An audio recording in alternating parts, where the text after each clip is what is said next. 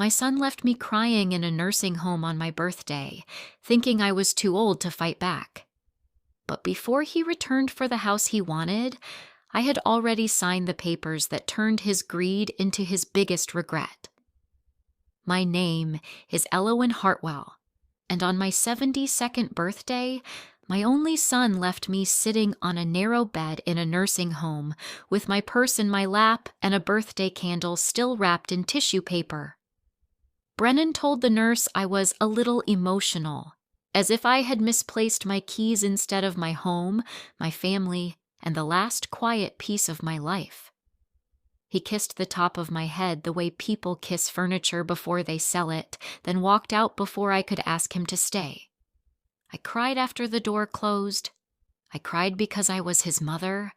I cried because birthdays make old wounds feel young again. But I was not crying because I was helpless. Brennan did not know that 3 weeks earlier, I had already sold the house he thought he was about to steal. The house sat on Juniper Lane in Briarfield, Oregon, where the pine trees leaned over the road like old neighbors listening for gossip. It was not a mansion, but people had started calling that side of town valuable after developers discovered our quiet streets and began tearing down porches to build glass boxes. My husband Lowell and I bought that craftsman house when Brennan was 4 years old. The front steps had a crack shaped like a lightning bolt. The kitchen window looked toward a red maple tree Lowell planted the spring after his first heart surgery. Inside the pantry door, small pencil marks showed Brennan's height from kindergarten to senior year. That house held the sound of his little shoes running across the hallway, his school projects drying on the dining table, and his father laughing from the back porch. To Brennan lately, it had become an asset. The change in him did not happen all at once. Greed rarely comes through the front door carrying its own name. It arrives dressed as concern. Brennan began dropping by with brochures for senior living places saying, "Mom, the stairs are getting dangerous." Then he mentioned property taxes while pretending to fix my sink. Then his wife Sienna stood in my living room with her delicate gold bracelets and said, "A house this size must feel like a burden for one person." She used a soft voice, the kind that sounded kind until you listened to the shape of it. They never asked what I wanted. They only explained what I needed, and somehow everything I needed seemed to make my house easier for them to control. I tried to ignore it for a while because mothers are trained by love to excuse things that should insult them. Brennan was my son. I had held him through fevers, packed his lunches, sat in bleachers during freezing rain, and watched him grow into a man who wore polished shoes and impatience like a second skin. After Lowell died, Brennan visited more often for a month. Then the visits became calls. Then the calls became texts. Then the texts became messages passed through Sienna. Still, I kept a chair open for him at Thanksgiving. Still, I baked the pecan pie he liked. Still, I told myself adulthood was busy, marriage was pressure, and people forget tenderness when life gets loud. But there is a difference between a busy child and a calculating one. 3 weeks before my birthday, I learned which one Brennan had become. It was raining that afternoon, one of those Oregon rains that makes the whole house sound like it is whispering. Brennan had come by to check the furnace, though he had never known the difference between a filter and a fuse box. He left his phone on speaker in the hallway while I was in the kitchen, rinsing teacups. I heard Sienna's voice first. She sounded annoyed. "Did you get her to sign anything?" Brennan lowered his voice, but not enough. "Not yet. She keeps saying she wants to think about it." Sienna sighed. "Then stop asking. Once she's placed, we can clean out the house and put it on the market. People will believe she chose it if you say it with a sad face." My hands went still under the running water. The cup slipped against the sink and made a small ringing sound, but Brennan did not hear it. He was too busy discussing my life as if I had already left it. "I'll take her there on her birthday," he said. "She won't make a scene in public. I'll tell her we're going to lunch first, then say the room is already arranged. After a few days, she'll adjust." Sienna asked about power of attorney. Brennan said, "I can work around that. If she gets upset, we'll say she's confused. The doctor will listen to me." There are sentences that do not shout, but still break something. I stood in my kitchen, staring at the maple tree through the window, and understood that my son had not been visiting his mother. He had been studying his opportunity. I did not walk into the hallway. I did not confront him. I did not throw the teacup, though for one wild second I wanted to. Instead, I turned off the faucet, dried my hands on a towel, and looked at the pencil marks on the pantry door. Brennan at 6, Brennan at 10, Brennan at 15, already taller than me, smiling with braces and a baseball cap. A strange calm moved through me then, colder than anger and clearer than grief. It told me that if I cried in front of him that day, he would use my tears as proof that I was weak.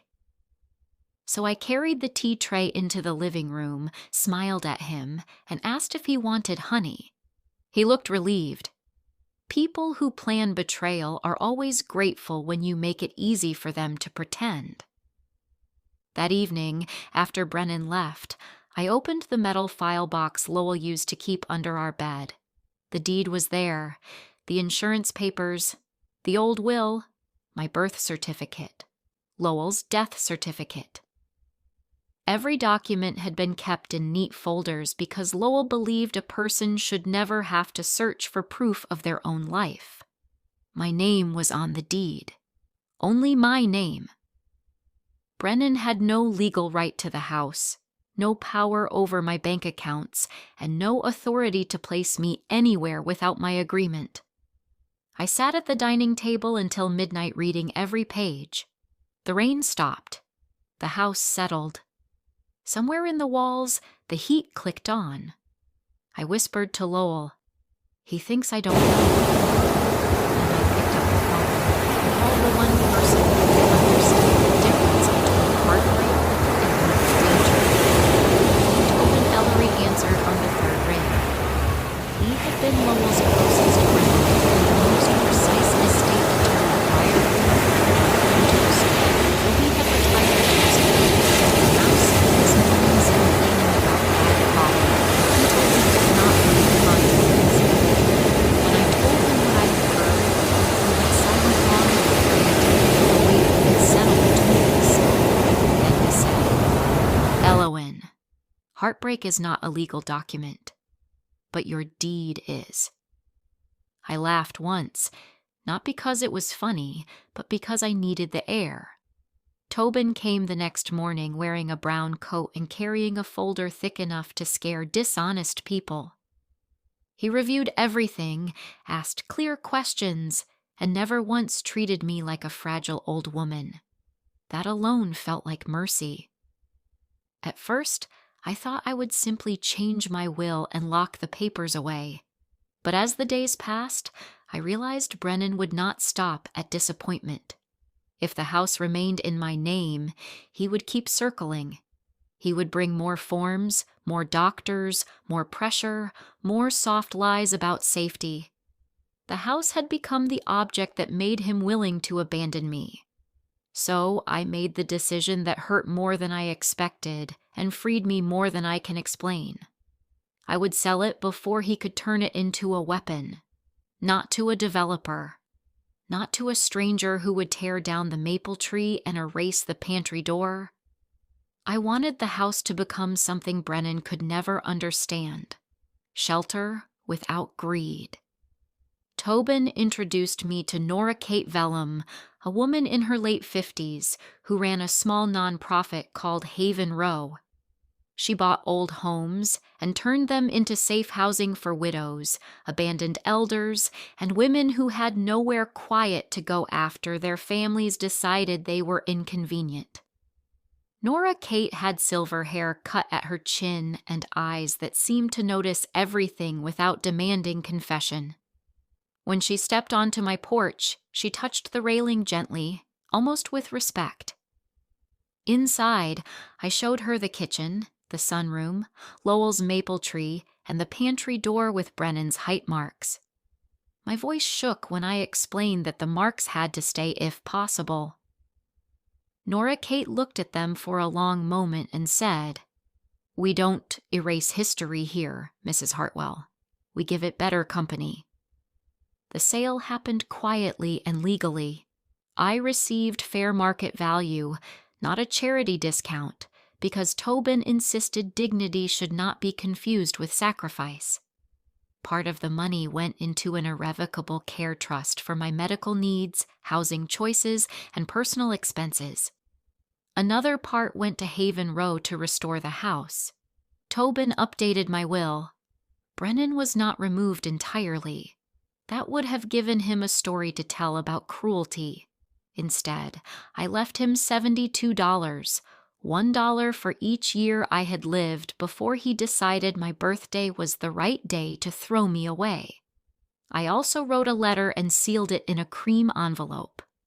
I did not record Brennan's call myself because I had not planned to hear it, but Tobin prepared a signed summary of what I heard, dated, and witnessed, along with documents showing Brennan had no authority over my affairs. "This is not revenge," Tobin told me as I signed the final page. "This is self-defense with good penmanship. The hardest part was saying goodbye to the house before Brennan ever came to take me away." I walked through each room alone on the night before my birthday. In the living room, I remembered Brennan building forts out of couch cushions. In the hallway, I remembered Lowell carrying laundry with one hand and holding my waist with the other. In the bedroom, I sat on the edge of the mattress and listened to the silence of a life after so many voices had left it. I cried there too, but those tears belonged to me. They were not for Brennan to use. Before I left, I pressed my palm against the pantry door beside Brennan's last pencil mark. He had been 18 then, eager to leave, sure the world owed him applause. I whispered, "I love that boy. I do not know this man." Then I locked the door for the last time with my own key. On my birthday morning, Brennan arrived at 10 with a bouquet from a grocery store still wrapped in plastic. He did not bring a card. Sienna stayed in the car, her sunglasses covering half her face even though the sky was gray. I wore my navy blue dress, the one Lowell always said made me look like I knew a secret. I put on my pearl earrings and slipped the birthday candle into my purse because a woman should not have to reach 72 without one small flame of her own. Brennan smiled too brightly when I opened the door. "Ready for your birthday lunch, Mom?" he asked. I looked past him at Sienna, who was tapping on her phone. "Where are we going?" I asked. Brennan kissed my cheek without meeting my eyes. "It's a surprise." The surprise was Maple Crest Residence, a clean brick building with trimmed hedges and windows full of pale curtains. It was not ugly. That almost made it worse. Brennan parked near the entrance and turned off the engine. For a moment, he sat with both hands on the steering wheel like he was preparing for bad weather. Then he said, "Mom, don't get upset." Those words told me everything. Sienna got out first and opened my door with a smile so sharp it could have cut ribbon. "You're going to be safe here," she said. Safe. That word had become their favorite disguise. Brennan carried my overnight bag, the one he must have packed from items he had taken during his last visit, and led me inside like a son doing his duty. Marcy Belridge, the residence manager, greeted us in the lobby. She had warm eyes and a careful professional voice. "Mrs. Hartwell, welcome. We're glad to have you with us for a trial stay." Trial stay. Brennan had chosen the gentlest phrase available. I looked at him and asked, "Are you leaving me here today?" His face tightened. "Mom, please don't make this harder than it has to be." I almost smiled at that, because he truly believed I was the one making it hard. "Did you plan this before or after you told me we were having lunch?" I asked. Sienna touched Brennan's arm, warning him with her fingers. He lowered his voice. "You need help. This is better for everyone." There it was. Not better for me. Better for everyone. They took me to a small room with a single bed, a dresser, a chair, and a window facing the parking lot. Someone had placed a folded towel at the foot of the bed. Brennan set my bag down and checked his watch. "I'll come back tomorrow," he said, but the words had no roots. Sienna gave me a quick smile and said, "Try to enjoy your birthday, Elowen. They have cake on Fridays." My birthday was a Tuesday. I sat on the bed, my purse still in my hands, and looked at my son. For 1 second, I saw the boy with scraped knees and peanut butter on his shirt. Then the man in front of me stepped backward, already leaving. "Be good, Mom," he said. "Be good." As if I were a problem to be managed. When the door closed, the tears came before I could stop them. I did not sob loudly. I had never been dramatic in my grief. But tears slid down my face and landed on my blue dress, darkening the fabric in small spots. Marcy knocked softly and stepped in with a box of tissues. "Mrs. Hartwell," she said, "I'm sorry. This kind of transition can be difficult." I looked at her for a long moment, then opened my purse and took out the sealed envelope. "Please put this in your office safe," I said. "Do not give it to anyone except me, but keep it close because my son will come back angry." Her expression changed just slightly. She did not ask the questions in her eyes. She only took the envelope with both hands. "Of course," she said. That was the first kindness I received that day. Brennan did not come back the next day. He went to my house instead. Later, Nora Kate told me he arrived in the afternoon wearing his good coat and carrying a folder, probably ready to begin the performance of taking control. He found a white van in the driveway, 2 workers measuring the front room, and a new lock on the door. The porch swing was still there. The maple tree was still there, but the brass key in Brennan's hand no longer belonged to anything. Nora Kate stepped out from the kitchen with a clipboard. "Can I help you?" she asked. Brennan told her he was Elowen Hartwell's son. He said it with the authority of a man who had never imagined that title could expire in someone's heart. Nora Kate said, "Then you should know your mother sold this house 3 weeks ago." He called me 12 times in 10 minutes. I watched the phone light up on the bedside table and let it ring. There is a special kind of peace in refusing to answer a person who only calls because their plan failed. By the 13th call, Marcy came in and asked if I wanted assistance. "Not yet," I said. "He is still learning the shape of the truth." That evening, Brennan appeared at Maple Crest with Sienna behind him, her mouth tight and her heels striking the floor like small threats. They did not look worried about me. They looked robbed.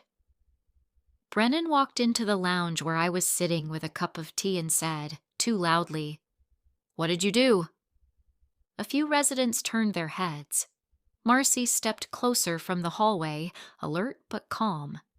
I set my tea down carefully. "Hello, Brennan." He leaned toward me. "You sold the house?" His voice cracked on the word sold, not with sadness but panic. "Our house?" I looked at him then, really looked at him. "It stopped being our house when you decided I was only in the way of it." Sienna crossed her arms. "That is unfair. We were trying to help you." I turned to her. "No, sweetheart. Help does not arrive as a lie on a birthday morning." Brennan lowered his voice, but his anger still showed. Mom, you're confused. You can't just make decisions like this without talking to family. I smiled, and the room seemed to hold its breath. I did talk to family. I talked to the memory of your father. He agreed I should protect myself. He stared at me as if I had slapped him. Maybe a slap would have been easier for him to understand. Marcy came forward and asked, Mrs. Hartwell, would you like your envelope? I nodded. Brennan's eyes snapped toward her. What envelope? He demanded. Marcy did not answer him. She went to her office and returned with the cream envelope, still sealed. I broke it open with slow hands. Inside were copies of the sale papers, the trust documents, Tobin's letter, my updated will summary, and the short statement I had written in my own careful handwriting. I gave Brennan the first page. His eyes moved quickly, then stopped. $72, he said. Sienna grabbed the page from him, scanned it, and went pale with fury. This is vindictive. No, I said. Vindictive would have been letting you believe the house was waiting until the last possible moment, then enjoying your humiliation. I did not enjoy any of this. I simply refused to finance my own abandonment. Brennan swallowed hard. Mom, we were going to use some of the money to stabilize things, just temporarily. Your business loan, I said. His face changed. That was when he understood I had heard more than he thought. You listened to a private conversation? He asked, trying to turn shame into accusation. I felt something inside me go still and bright. You planned to remove me from my home on my birthday and tell people I chose it. Privacy is not the name for what you lost. Secrecy is. The lounge had gone quiet. I did not want an audience, but I did not fear one either. For years, Brennan had trusted my manners to protect him. He had believed I would rather suffer quietly than let strangers see our family fracture. He was almost right. I did not want strangers to see it. But I was finished hiding the truth to preserve the reputation of a man who had used my love as a blindfold. Brennan's voice softened then, because anger had failed. Mom, he said, please. You don't understand the pressure I'm under. I remembered his first spelling test, his first heartbreak, the night Lowell died and Brennan cried into my shoulder. My heart moved toward him out of habit. Then I remembered him saying, once she's placed. I let the habit pass. You are under pressure, I said, because you built a life that needed my house to rescue it. That is not my fault. Sienna made a small sound of disbelief. Family helps family. I looked at her bracelets, her perfect nails, the woman who had stood in my living room and measured my loneliness like square footage. Family does not call an old woman a burden and then ask for her walls. Brennan covered his face with one hand. For a moment, I thought he might actually cry. Maybe he did. But I had learned that tears are not always repentance. Sometimes they are only disappointment leaking out. Can we undo it? He asked Tobin's paperwork, as if legal ink might feel sorry for him. No, I said. It is done. He sat down across from me then, suddenly looking less like a powerful adult and more like a boy caught stealing from a purse. Where am I supposed to go? He asked. That was when I understood the full truth. He and Sienna had counted on selling my house to cover debts, but they had also planned to move into it for a while, maybe call it temporary, maybe tell people they were handling things. My life had been their backup plan. My memories had been their exit strategy. I looked at him with a sadness so deep it no longer needed tears. You are 43 years old, Brennan. You will go where your choices take you. He flinched. He had wanted a mother. What he faced was a mirror. After they left, Marcy sat beside me without asking too many questions. "Are you safe, Mrs. Hartwell?" she asked. It was a simple question, but it touched something raw in me. Safe had been used against me so many times that hearing it honestly almost broke me. "Yes," I said. "For the first time in months, I think I am." I did not stay at Maple Crest because Brennan put me there. I stayed for 2 weeks because I chose to rest. That difference mattered. The room looked the same, but my life did not. I met women there whose children lived across town and never visited. Women whose nephews controlled their checks. Women who apologized for needing help, as if age were a crime. Their stories entered me quietly and changed the shape of my anger. Nora Kate visited often with updates about the house. Haven Row planned to keep the maple tree, restore the porch, and turn the downstairs bedroom into a suite for women who could not manage stairs. The pantry door, with Brennan's height marks, would stay in the kitchen, covered with protective glass.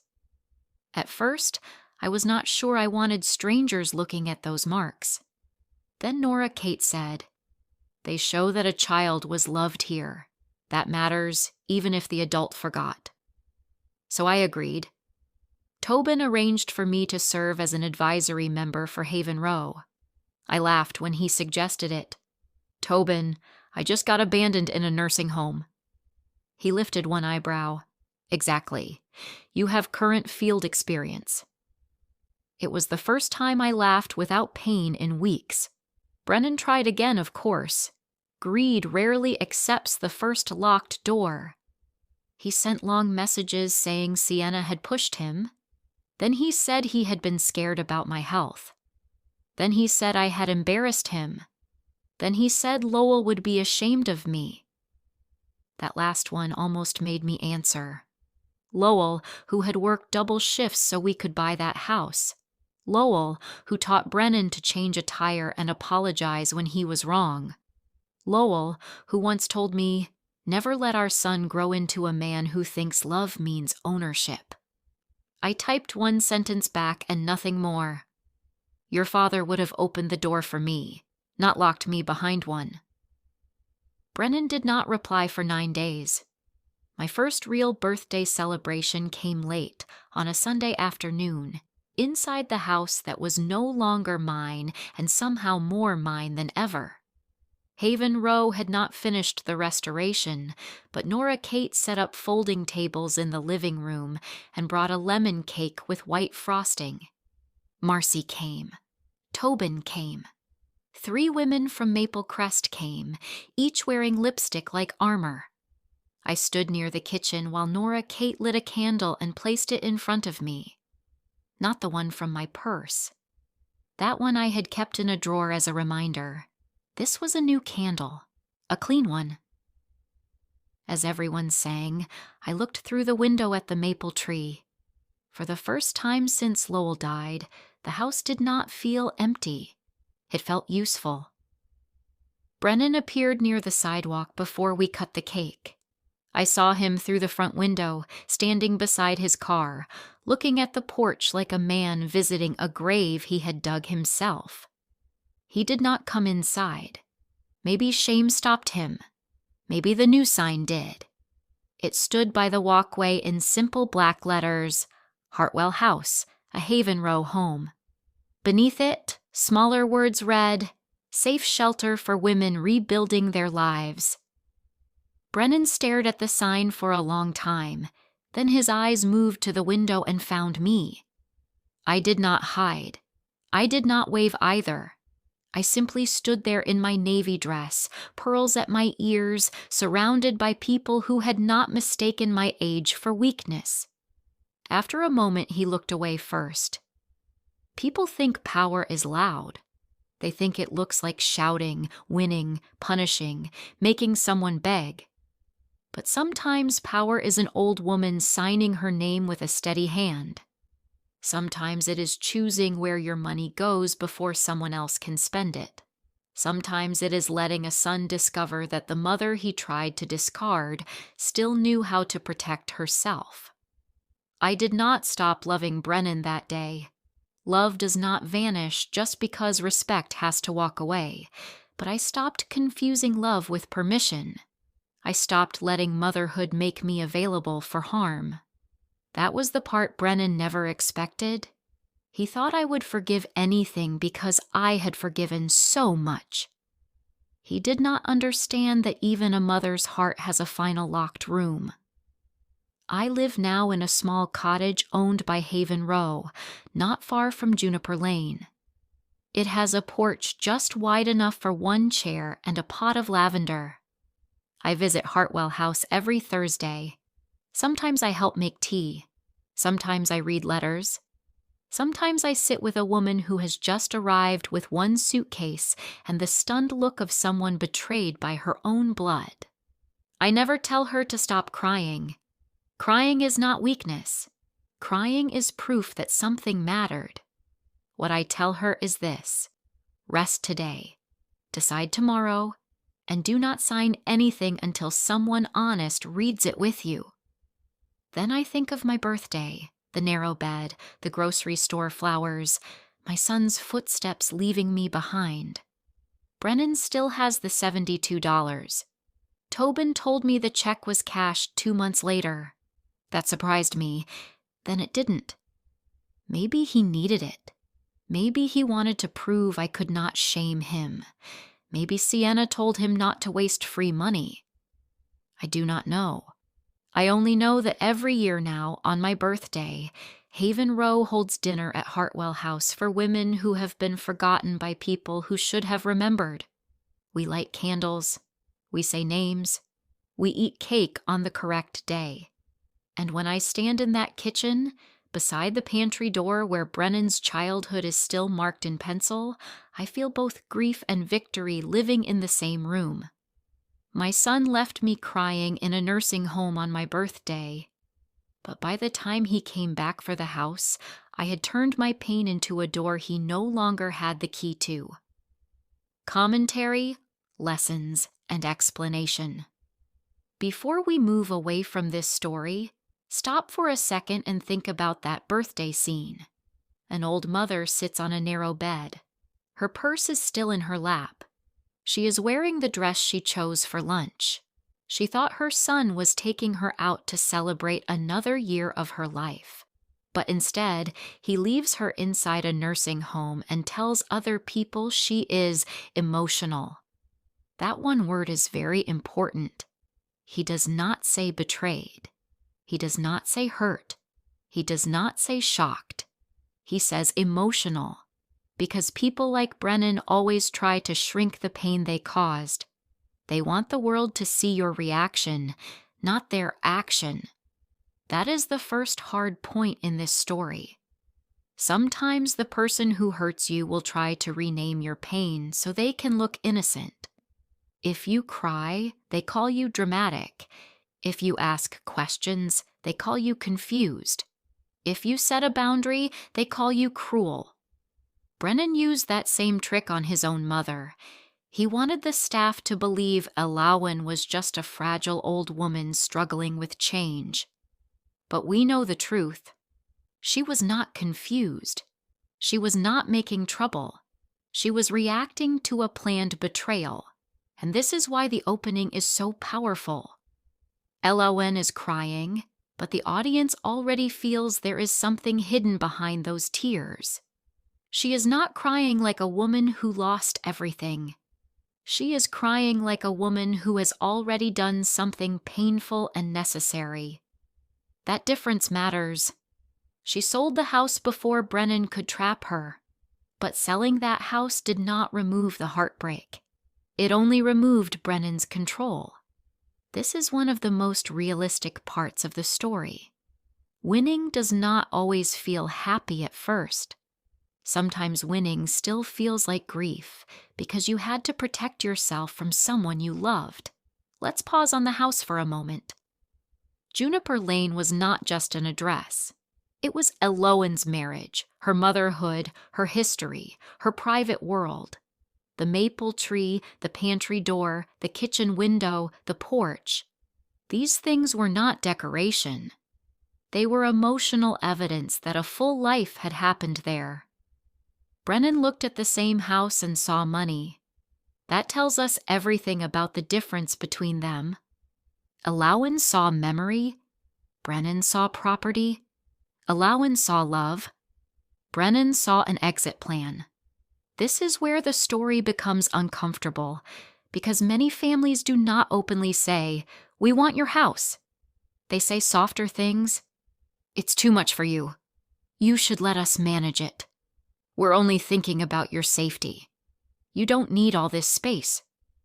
Those sentences are not always bad. Sometimes they are honest. But in this story, those words were not care. They were preparation. Brennan and Sienna were slowly trying to make Elowen feel like her own home no longer belonged to her. That is emotional pressure. That is how control begins. Sienna's character is dangerous in a quiet way. She is not yelling. She is not throwing things. She is not openly evil in every scene. She is polished. She uses soft language. She stands in the living room and talks about the house like she is being practical, but her practicality has no compassion inside it. She sees an old woman living alone and thinks, "This is waste." She sees a valuable neighborhood and thinks, "This is opportunity." That is why her calm voice feels colder than anger. Some people do not need to scream to be cruel. They only need to remove your humanity from the conversation. Now listen carefully to Brennan's plan. He does not say, "Let's ask Mom what she wants." He says, in effect, "Once she's placed, we can clean out the house." That phrase, "once she's placed," is ugly because it makes his mother sound like an object, not a person, not a parent, not a widow who built a home over decades. Just something to be moved so the real business can begin. That is the emotional crime of the story. The legal part is about the house. But the deeper betrayal is that Brennan stopped seeing his mother as a human being with choices. This is why Elowen's silence after overhearing the call is not weakness. It is strategy. A weaker version of the story would make her run into the hallway, yell at Brennan, and expose everything immediately. But that would give him time to change his plan. Instead, she listens. She absorbs the truth. She controls her face. She serves tea. That is painful, but it is also powerful. She understands something many people learn too late. When someone is secretly planning against you, do not always show them what you know. First protect yourself, then speak. Tobin's role is not just lawyer friend. He represents clear thinking when the heart is broken. Elowen is emotionally hurt, but Tobin brings structure, deed, trust, will, sale papers, legal authority. These words may not sound emotional, but in this story they become weapons of dignity. Not dirty weapons, clean weapons, legal weapons, adult weapons. Brennan had a plan based on pressure. Elowen answered with documentation. That is why she wins without shouting. And this is a lesson the audience should not miss. If a person wants you to sign something quickly, slow down. If they get angry when you ask for a second opinion, slow down even more. If they say, "Don't involve outsiders," that may be the exact moment you need an outsider. A trustworthy family member will not fear clarity. A manipulative family member hates clarity because their power lives in confusion. The sale of the house is the emotional turning point, but it is not a simple revenge sale. Elowen does not sell the house to some cold developer who will tear it down. She sells it to Nora Kate and Haven Row. That choice changes the whole meaning of the story. If Brennan wanted to turn the house into cash, Elowen turns it into shelter. If Brennan wanted to empty the house, Elowen fills it with women who need safety. If Brennan wanted to erase her, Elowen puts her name on a door that helps others. That is not just revenge. That is a higher kind of justice. There is something very strong about this kind of ending because Elowen does not become like Brennan. She does not become greedy in return. She does not say, "Fine, I will destroy everyone." She says, "I will make sure my pain protects someone else." That is a harder, cleaner, more mature power. It takes more strength to transform pain than to simply throw it back. Now let's go back to the birthday morning. The blue dress matters. The pearl earrings matter. The birthday candle in her purse matters. These details show that Elowen still wanted to be loved. She still prepared herself like a mother waiting for her son. Even though she already knew the truth, part of her probably hoped he would change. That is what makes the betrayal hurt more. She was prepared legally, but emotionally she was still human. She still walked into that day carrying a small hope, and Brennan crushed it. That is one of the hardest things about betrayal by family. Even when you know they are wrong, your heart may still look for the old version of them. Elowen still remembers Brennan as a boy with pencil marks on the pantry door. She remembers the child, but she has to deal with the man. That is a painful split. Many parents understand this feeling. They love the child they raised, but they no longer recognize the adult standing in front of them. When Brennan says, "Don't make this harder than it has to be," we should hear the arrogance in that line. He is the one lying. He is the one abandoning her. He is the one using her birthday as a trap. But he still tells her not to make it hard. That is manipulation. He wants her to cooperate with her own humiliation. He wants her to make his cruelty comfortable. This happens often in real life. The person doing wrong asks the victim to stay calm, not because they care about peace, but because they care about their image. Elowen's question, "Are you leaving me here today?" is simple, but it cuts deep. She is not asking because she does not know. She is making him face the plain truth of what he is doing. No soft language, no safety speech, no fake lunch story. Just the truth. "Are you leaving me here?" Brennan cannot answer honestly because honest words would expose him. So he hides behind phrases like, "better for everyone." Again, that word "everyone" comes back. It is one of the most selfish words in the story when Brennan says it. Now let's look at what happens after he leaves. Brennan does not go home and worry about his mother's tears. He goes to the house. This is the proof. This is the scene that exposes him completely. A loving son would call Maple Crest. He would check if she ate. He would ask if she needed anything. Brennan goes to the property. That tells us what he really came for. He did not lose his mother that day. He lost access. The changed locks are a beautiful symbol. For years, Brennan had emotional access to Elowen because he was her son. He used that access to pressure her, but now the physical lock reflects the emotional truth. He no longer has the key, not to the house, not to the money, not to her decisions, not to her silence.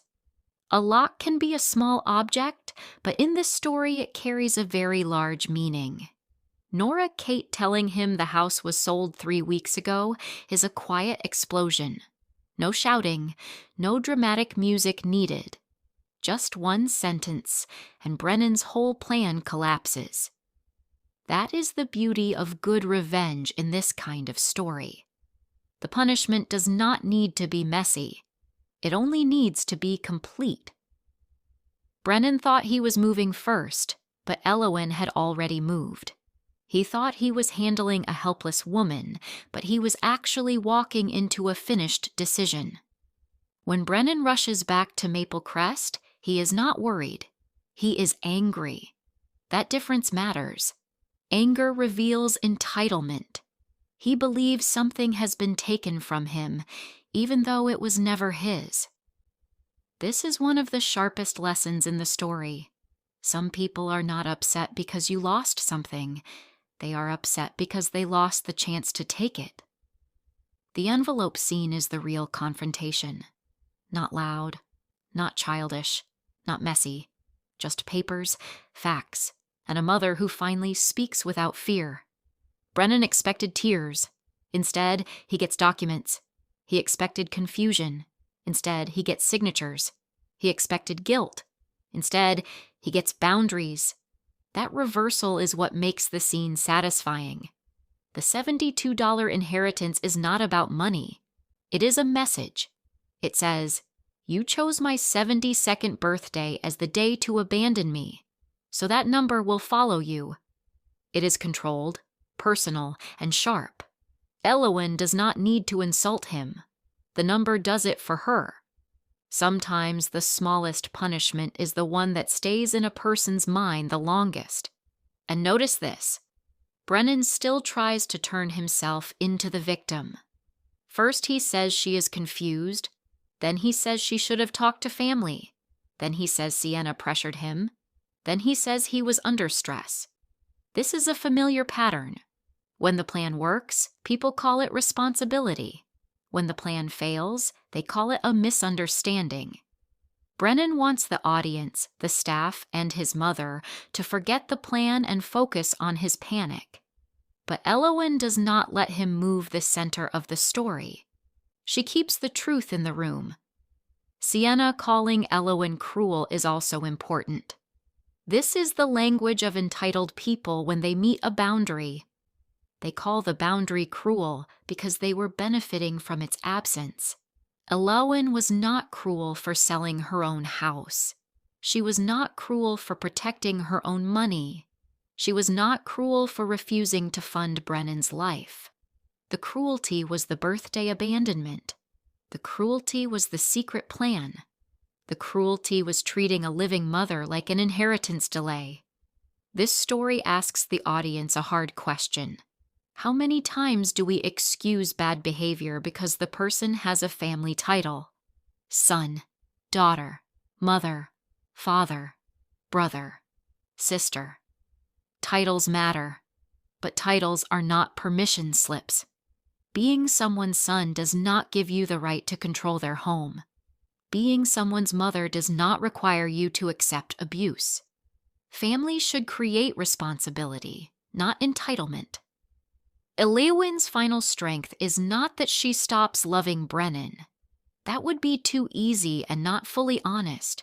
Her strength is that she loves him but still protects herself. That is much harder. It takes maturity to say, "I love you, but you cannot have access to my life in the same way anymore."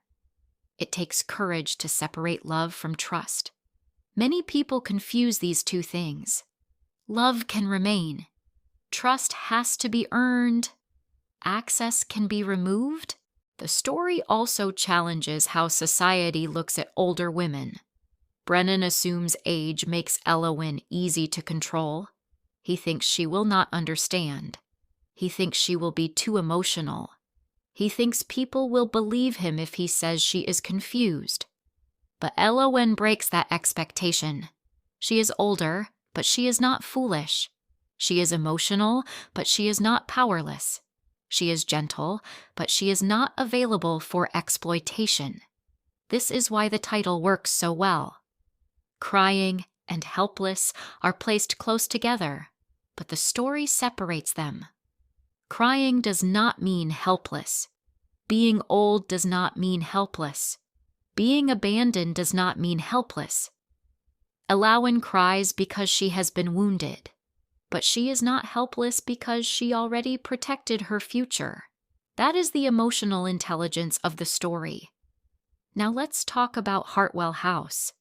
The ending would be weaker if the house simply disappeared from the story, but instead, the house becomes reborn. It becomes a safe home for other women. This means Brennan does not just lose property. He loses the story he wanted to tell. He wanted to say, "I took care of my mother, and now we are selling the house." Instead, the world sees a different story. Elowen Hartwell protected herself and turned her home into safety for others. That is a very strong public truth. Nobody has to insult Brennan. The sign outside the house already tells the truth. Hartwell House stands there as proof that Elowen was not erased. Her name remains, her choice remains, her purpose remains. Brennan stands outside, and he finally sees what he failed to understand. His mother was not the obstacle. She was the foundation. The final scene with Brennan outside is not loud revenge, but it is painful justice. He sees the porch. He sees the house. He sees the sign. He sees his mother inside with people who respect her. And he cannot enter. That is the perfect ending for his character. A man who tried to push his mother out becomes the one standing outside. Now, what can we learn from this story in real life? First, respect your parents as people, not as future inheritance. Their house is not your backup plan. Their savings are not your emergency fund. Their age does not make their property yours. If they choose to help you, that is their choice. But you do not have the right to pressure them, trick them, or make them feel guilty for keeping what they built. Second, if you are older, do not be ashamed to protect yourself. Make your documents clear. Know who has power of attorney. Know whose name is on the deed. Know what your will says. Keep copies. Talk to someone honest. This is not being suspicious. This is being responsible. Good planning protects good relationships and exposes bad intentions. Third, be careful when someone uses care language but removes your choice. Real care includes your voice. Real care explains options. Real care does not surprise you with life-changing decisions. Real care does not trick you into a facility on your birthday. If care comes with lies, it is not care. It is control. Fourth, do not confuse tears with weakness. Elowen cried, and she still won. She felt pain, and she still acted wisely. She grieved, and she still signed the papers. Emotional people can be strong. Quiet people can be prepared. Older people can be sharp. A soft voice can still say no. Fifth, transformation is stronger than simple revenge. Elowen could have only punished Brennan. Instead, she created Haven Rose Hartwell House. That means her pain did not end with him. It became help for others. This is a higher lesson. When someone tries to reduce your life to a transaction, you can answer by creating meaning. And finally, the deepest lesson is this. Never let someone use the word family to take away your dignity. Family should be a place of protection. If someone uses family as a tool to guilt you, silence you, or control you, then you have the right to step back. You can love people from a distance. You can forgive without handing them keys. You can be kind without being available for harm. Elowen's story is not only about a mother selling a house. It is about a woman reclaiming her name. Brennan wanted to decide where she belonged. She decided for herself. Brennan wanted the house for money. She gave it a mission. Brennan thought her tears meant defeat. But those tears were only the sound of the last soft part of her heart saying goodbye to the illusion. And when that illusion was gone, Elowen did not become bitter. She became clear. That is the real power of the story. Not the sale, not the documents, not even the $72 inheritance. The real power is that Elowen finally understood she could be a mother without being a victim. She could be loving without being used. She could be old without being controlled. She could cry on her birthday and still win before sunset. So when we remember this story, do not only remember Brennan's betrayal, remember Elowen's timing. Remember her silence. Remember the envelope. Remember the changed locks. Remember the sign outside Hartwell House, because that sign is the answer to the whole story. Her son tried to leave her behind, but she left behind something much stronger, a house with her name on it, a door for women who needed safety, and a lesson Brennan would never be able to sell. The end.